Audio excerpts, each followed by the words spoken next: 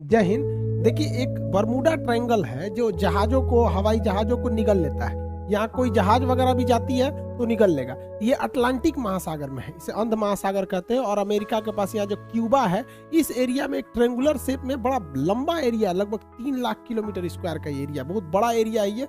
इसको हम थोड़ा सा वहाँ पे जूम करके समझते हैं।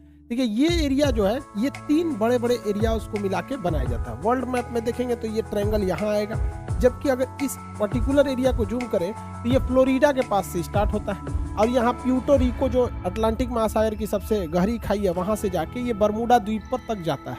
ये एरिया है यहाँ पर, जिसे यहाँ तक दर्शाया गया है। ये लगभग 3 से 4 लाख के एरिया, कहीं कभी कभी ये बड़ा हो जाता है। इसका एक्यूरेट कोई मार्किंग नहीं है कि जो आदमी पूरा एरिया को बता सके। हम तो यहाँ भले ऐसे ट्रायंगल बना दिए, बट समुद्र में ऐसा कोई ट्रायंगल नहीं है। बट अगर इस एरिया में कहीं से भी कोई जहाजें आती हैं तो उनके साथ कुछ अप्रिय घटनाएं हो जाती हैं।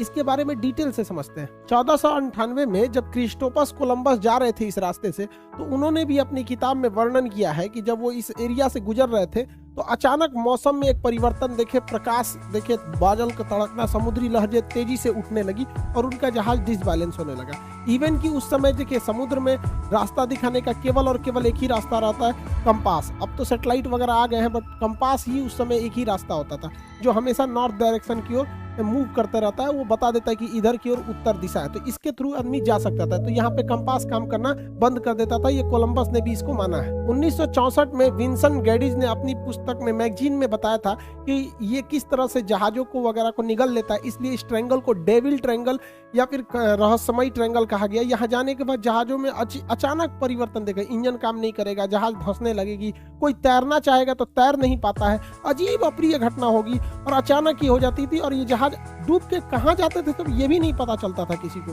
यूं तो यहाँ हजारों घटनाएं हुई हैं। कुछ फेमस घटना देखते हैं। अगस्त 1942 में अमेरिकी नौसेना के जहाज अपने रूटीन एरिया पे थे सब, उन्हें बम्बार्डमेंट करके लौटना था इसी बरमूडा ट्रायंगल के ऊपर से।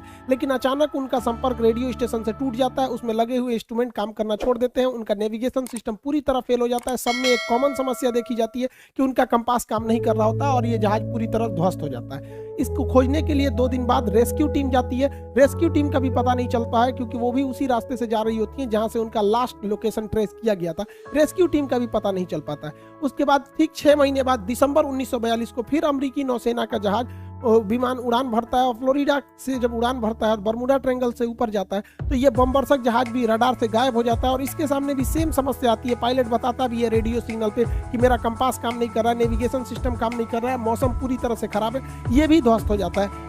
इसको जब ढूंढने के लिए जो रेस्क्यू टीम जाती है इसके बैकअप में, तो रेस्क्यू टीम का भी आज तक कोई पता नहीं चला कि वो रेस्क्यू टीम कहाँ चली गई। 1970 में एक पायलट यहाँ से लौट के आए थे, नाम था उनका ब्रूइस गर्नन।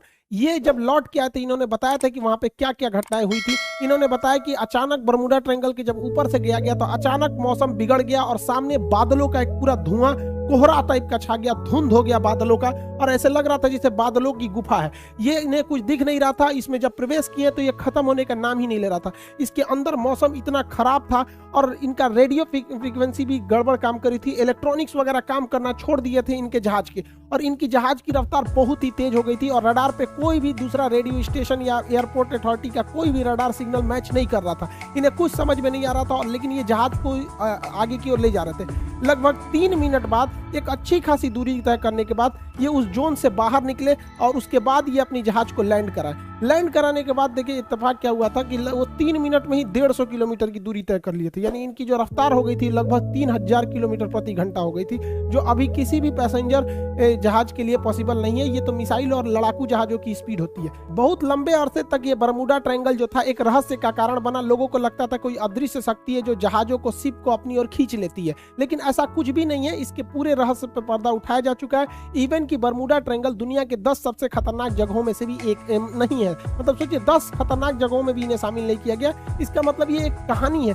फेमस हो जाता है कोई चीज बहुत ऐसे ही कि जहाजों को निगल जाता है, ये होता है, ऐसा कुछ नहीं होता है। यहाँ कुछ नेचुरल घटनाएं होती है, कोई सुपर नेचुरल नहीं है, जिसका लॉजिक भी अवेलेबल है, सबको हम लोग समझते हैं। जो जहाजों का मलबा गया हो नीचे समुद्र के तल पे, देखिए यहाँ जो एरिया है बरमूडा का, जो एरिया, इस एरिया के नीचे ज्वालामुखी है सब, और ये ज्वालामुखी विस्फोट करते हैं सब। जब भी ज्वालामुखी विस्फोट होता है तो कुछ जहरीली गैसें निकलती है, इसमें मीथेन वगैरह की मात्रा निकलती है। मीथेन मीथेन गैस वगैरह जब पानी से मिलता है तो उसकी डेंसिटी को एकदम घटा देता है। जब डेंसिटी, समुद्र की डेंसिटी घट जाती है तो जहाजों को डिजाइन किया गया रहता है समुद्र की डेंसिटी के हिसाब से, उसके घनत्व के हिसाब से, ताकि वो ऊपर तैर सके।